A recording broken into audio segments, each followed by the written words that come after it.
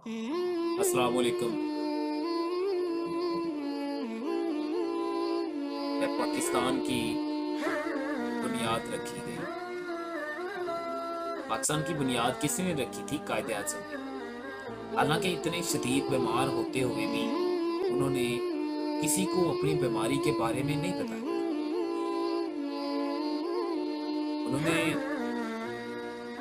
ठान ली थी कि मैंने एक अजीम मुल्क, एक मुस्लिम कौम, एक मुस्लिम रियासत बना के और उन्होंने बताई पाकिस्तान एक मुस्लिम रियासत है।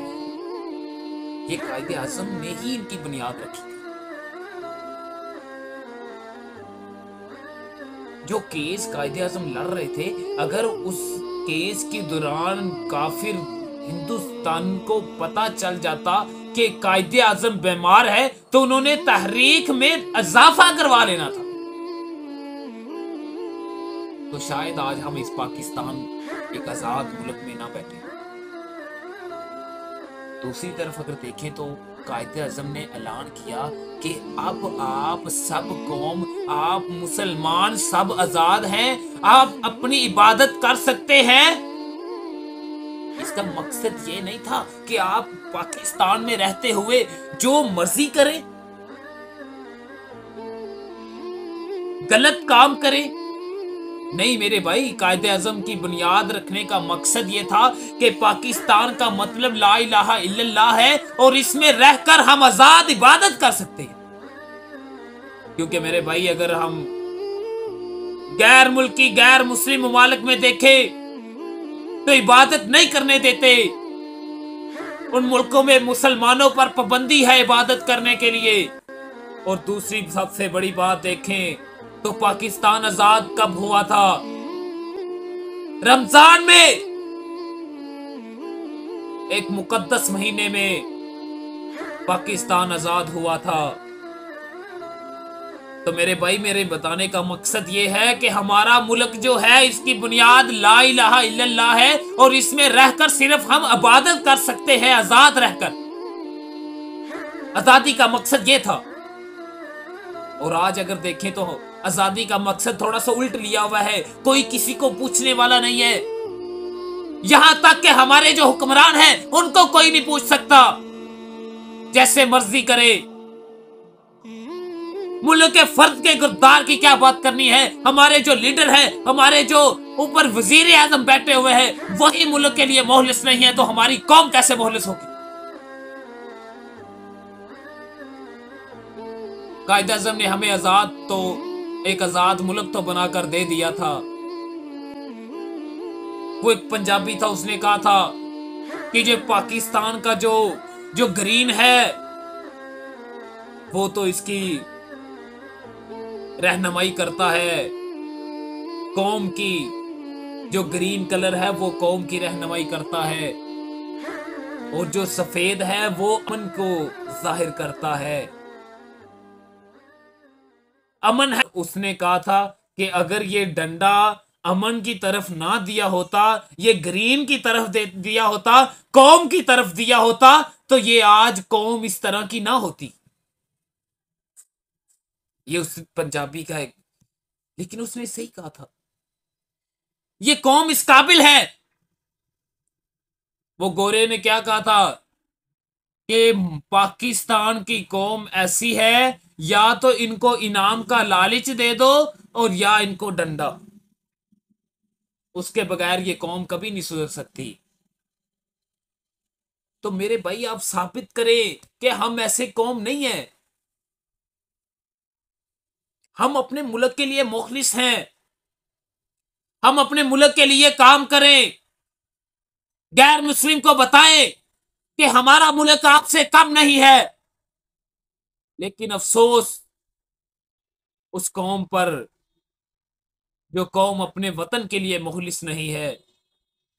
और सबसे बड़ी बात, वो हमारे लीडर अपने मुल्क के लिए मुखलिस नहीं है। तो क्या इंजाम होगा? हमारे मुल्क की बुनियादों की बात करें तो बुनियाद तो बहुत अच्छी है। इस्लाम की बुनियाद मिली है, इस्लामी मुल्क बना है। लेकिन इस्लाम वाले काम नहीं रहे मेरे भाई, अब नहीं तो कब बदलेंगे। अगर हम अपनी तालीम की बात करें, वो इकबाल ने कहा था, अल्लाह से करे जो दूर वो तालीम भी फितना, अमलाक भी अफलाक भी औलाद भी फितना, ना हक के लिए उठे तो शमशीर भी फितना, शमशीर तो क्या नारा तकबीर भी फितना। ये इकबाल ने शेर कहा था। क्यों कहा था? हमारी जो तालीम है, अब जो फ्यूचर में हमारी जो तालीम आ रही है या चल रही है, ये मुसलमानों का शेवा नहीं है, ये मुसलमानों की तालीम नहीं है।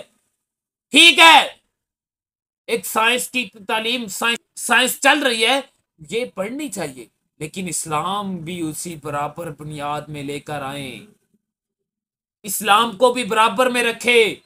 लेकिन हमारा जो इल्मी निज़ाम है, तलीमी निज़ाम है, वो थोड़ा सा उल्ट है। हमने साइंस को यहां रखा है और इस्लाम को उसके नीचे रखा है। ये सबसे बड़ा डिफरेंस जो है हमारा है मेरे भाई। ये जो साइंस यहां तक पहुंची है, ये इसी की बदौलत पहुंची है। ये साइंसदान जो थे, इन्होंने इसकी तालीम की, इस इस्लाम की तालीम से ये इतना कुछ नॉलेज इल्म हासिल किया और साइंस को यहां तक लेके आए। लेकिन अगर हम इस्लाम को यहां पर रखें, तो इस साइंस का क्या फायदा मेरे भाई। इसको भी यहां पे या तो इसको ऊपर लेके जाएं या फिर इसके बराबर रखें। अगर बराबर रखेंगे तो दुनिया और आखिरत दोनों कामयाब होंगी। अगर यहां पर रखेंगे मेरे भाई, बहुत डिफरेंस है, बहुत ज्यादा फासला है। अल्लाह को क्या मुंह दिखाओगे कि हमने साइंस को ऊपर रखा और इस्लाम को नीचे रखा? नहीं मेरे भाई, अगर इंसाफ करना है तो इनको दोनों को बराबर लेकर चले, या इस्लाम को ऊपर लेकर चले या बराबर करें। अगर ऊपर करेंगे तो ज्यादा कामयाबी है, अगर बराबर करेंगे तो कामयाब तो हो जाएंगे। अगर नीचे रखेंगे तो कामयाबी नहीं मिलेगी आपको। कामयाबी किसी वजह से मिलती है। तो मेरे भाई, अगर कामयाब होना चाहते हो तो इस्लाम को ऊपर लेके जाओ। बड़ी कामयाबी चाहते हो तो और ऊपर लेके जाओ, इस्लाम को तरक्की दो, क्योंकि इस्लाम से साइंस को तरक्की मिली है। तो इन दोनों को ऊपर लेके आओ। अल्लाह पाक तुम्हारा और हमारा अमीर नासिर हो। पाकिस्तान जिंदाबाद, पाइंदाबाद।